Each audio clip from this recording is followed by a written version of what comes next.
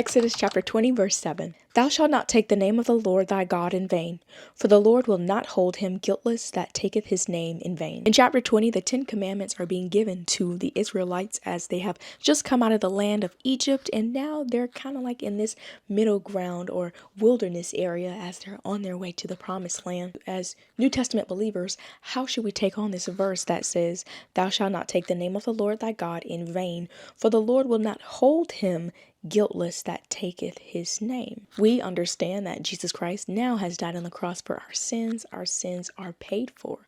We are now viewed as guiltless beings because Jesus bore all our guilt and shame on the cross.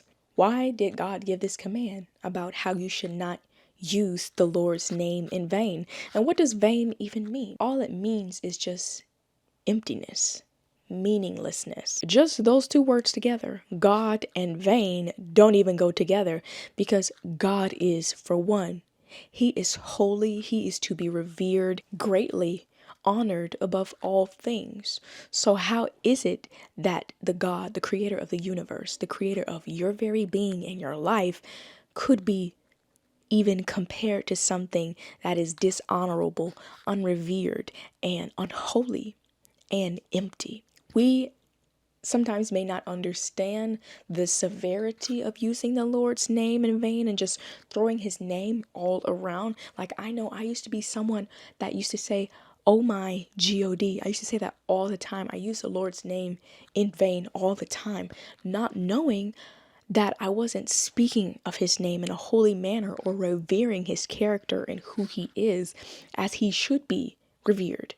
Till I came to Exodus chapter 20. And it smacked me in the face. Do not use the Lord's name in vain. And I'll even take it a step further. Not only do people just use his name in vain, but they add his name to curse words, such filthy and demeaning words that don't even match his character.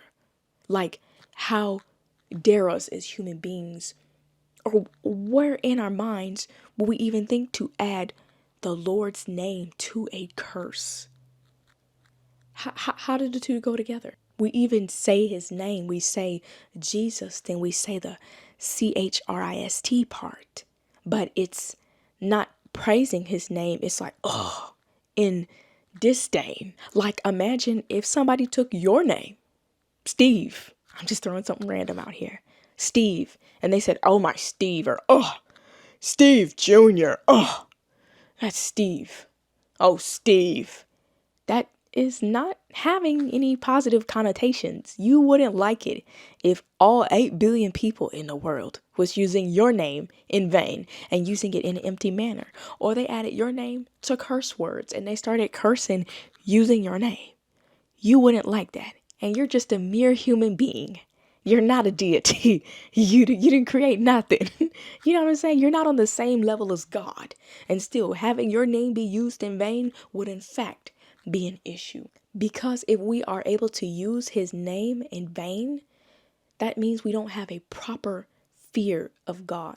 And to have a fear of God doesn't mean like, oh, God, I'm scared of you. Ah, God. But no, just imagine you got a mama or daddy that don't play. You don't want to play with them because you know you're going to get a butt whipping or something. So there's certain lines you don't cross with your parents, with your aunties, with your grandmas, with your meemaws, because you know you're going to get the business if you do. Same thing with God. It's a holy, healthy fear of him. Like, real talk, God is being very, very kind, very gracious to all of humanity, because why, oh why would you be playing with a God that could snatch your life away at any moment? Do you know how many people have dropped dead in the Bible because they was playing with God? They didn't have a healthy fear of the Lord. Do you know how many people have dropped dead? Okay. And you're over here using the Lord's name in vain. You're over here using the Lord's name in vain in any way. And you're like blessed to be alive. You're blessed to be standing here. He's quite gracious, quite merciful to all of humanity.